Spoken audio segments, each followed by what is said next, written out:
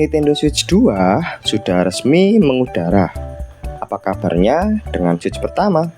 Apakah salah kalau baru meminangnya?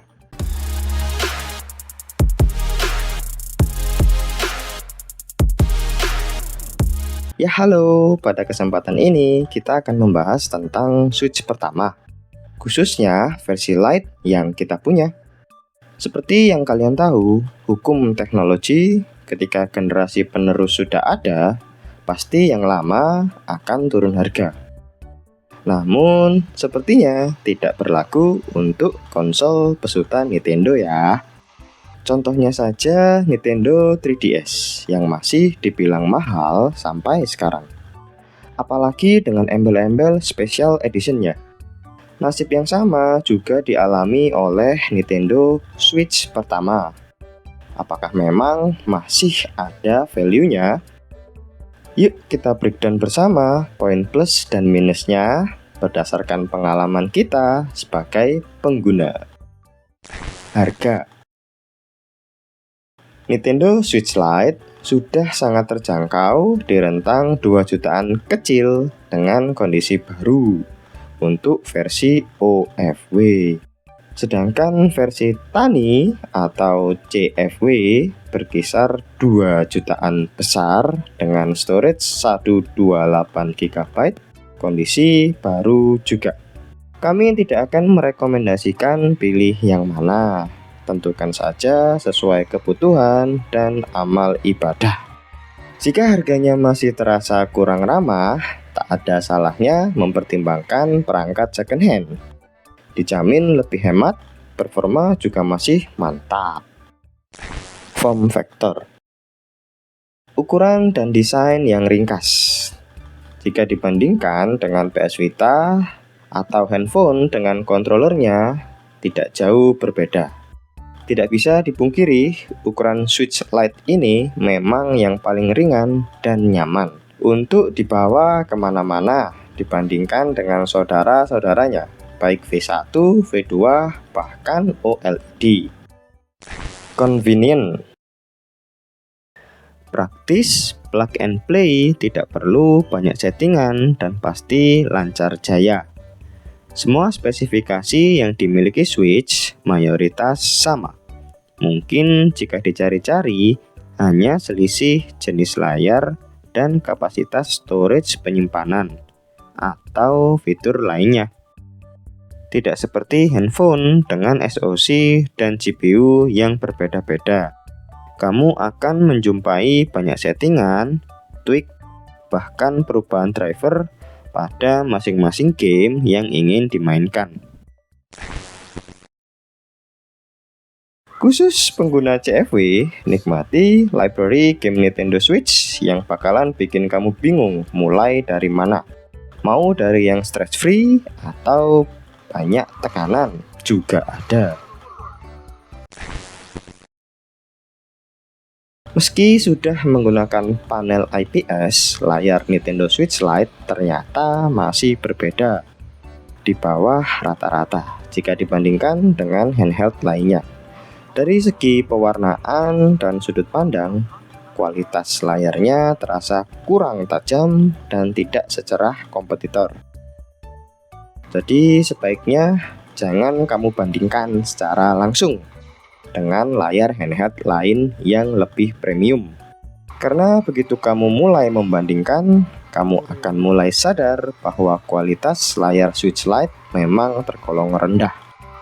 Bahkan tak sedikit pengguna yang melaporkan masalah pada layar seperti burn-in, dead pixel, atau ketahanan yang kurang. Ingat, comparison is the thief of joy. Kadang lebih baik menikmati apa yang kita punya daripada sibuk membandingkan dengan yang lainnya.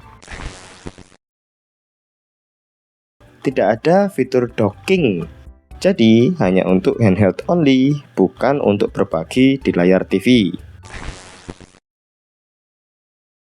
Pada kontrolernya tidak tersedia fitur HD rumble maupun motion control. Selain itu, baik trigger maupun sticknya belum menggunakan teknologi Hall effect. sehingga resistensinya tidak terlalu tinggi. Dan tak jarang pengguna mengeluhkan masalah drifting ini. Baterai masih terbilang kecil bila dibandingkan dengan switch V2 maupun OLED. Kamu bisa memainkan game berat seperti The Witcher, Hogwarts Legacy, atau Monster Hunter kurang lebih 2-3 jam. Tergantung settingan brightness maupun audio yang kalian gunakan. Mending main di HP bang. Berdasarkan pengalaman yang sudah-sudah, emulasi Tendo Siwi sudah menjadi rahasia umum. Meski seringkali rilis beberapa versi emulator, tetap saja belum semua library bisa dinikmati. Memang banyak opsi dan settingan untuk dilakukan. Tapi, apa yakin kamu nggak capek pergi ke sana kemari hanya untuk cari cara ngakalin biar bisa dimainin? Toh setting grafis juga masih kebanyakan 720p. Sepertinya device yang kamu gunakan lebih mahal dari konsol Switch itu sendiri. Boro-boro main dan namatin game, yang ada malah download doang. Namun tetap saja semua tergantung preferensi ya. Kesimpulannya, untuk saat ini konsol original masih jadi pilihan yang value for money. Kalau memang ada dana dan rezeki, silahkan gas aja ke Switch 2 atau UMPC yang bisa memainkan game-game library masa kini. Apalagi sang pioner Steam Deck, sejauh ini memang tetap jadi pilihan kebanyakan kalangan. Kalau sudah punya Switch OLED, stay dulu juga nggak apa-apa kok. Nggak usah buru-buru. Kenapa? Menurut kami, Switch 2 versi pertama ini sepertinya masih coba-coba atau produk prototype yang masih belum matang. Sama halnya seperti Switch pertama V1 dulu. Baterai dirasa kurang bertenaga, stand yang rapuh, dan panel layar masih belum sempurna. Stay di Switch pertama varian OLED kami rasa masih jadi pilihan yang bijaksana. Selain baterainya tahan lama, layar juga sudah cukup lega. Apalagi bisa dimainkan docking bersama keluarga. Lain cerita kalau kamu hanya prefer dimainkan sendiri, tidak sama anak dan istri. Maka Switch Lite sangat cocok sekali. Oh iya, sempat kami alami berdasarkan pengalaman pribadi.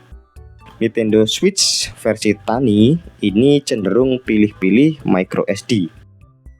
Ketika upgrade storage dari 128 ke 256 GB, malah stuck di instalasi dan seringkali muncul error. Bahkan karena masih penasaran, kami coba beli micro SD yang sama dengan bawaan beli. Ternyata malah kedapatan versi KW dan hangus yang kita dapati. Coba-coba pinjam punya teman dengan brand ternama di bidangnya dan walah, aman terkendali. Saran kami, kalau bisa beli di toko official store, mahal dikit gak apa-apa. Jangan niat hemat, malah bikin laknat. Itulah sedikit opini kami tentang konsol Switch Lite dari segi user experience. Mohon maaf dengan sangat apabila ada beberapa poin yang tidak sesuai dengan opini teman-teman lainnya. Terima kasih sudah setia menemani kami. Kalau bisa tolong tekan tombol like dan subscribe-nya ya. Sampai jumpa di konten-konten kami berikutnya. Bye-bye.